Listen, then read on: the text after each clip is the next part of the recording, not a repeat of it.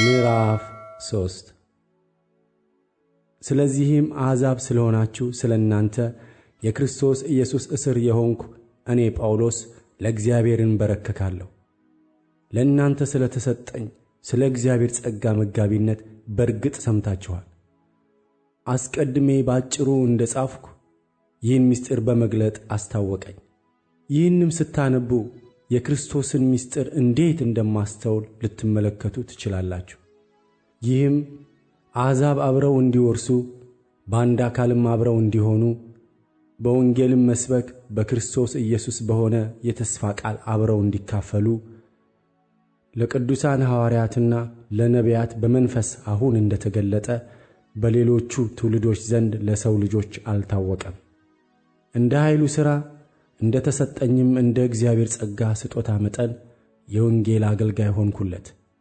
ፍለጋ የሌለውን የክርስቶስን ባለጠግነት ለአሕዛብ ሰብክ ዘንድ ሁሉንም በፈጠረው በእግዚአብሔር ከዘላለም የተሰወረው የምስጢር ሥርዓት ምን እንደሆነ ለሁሉ ገልጥ ዘንድ ይህ ጸጋ ከቅዱሳን ሁሉ ይልቅ ለማንስ ለእኔ ተሰጠ።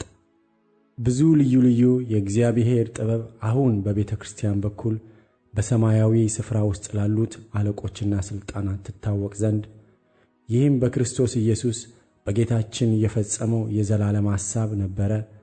በእርሱም ዘንድ ባለ እምነታችን በኩል በመታመን ድፍረትና መግባት በእርሱ አለን።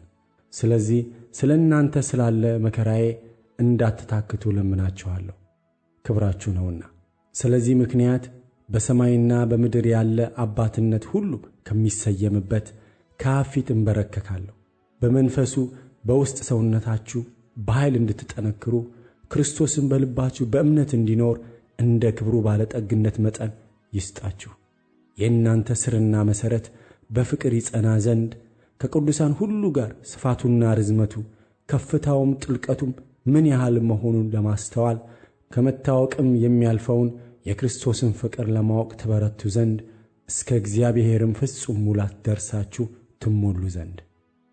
እንግዲህ በእኛ እንደሚሠራው ኃይል መጠን ከምንለምነው ወይም ከምናስበው ሁሉ ይልቅ እጅግ አብልጦ ሊያደርግ ለሚቻለው ለእርሱ በቤተ ክርስቲያን በክርስቶስ ኢየሱስ እስከ ትውልዶች ሁሉ ከዘላለም እስከ ዘላለም ክብር ይሁን፣ አሜን።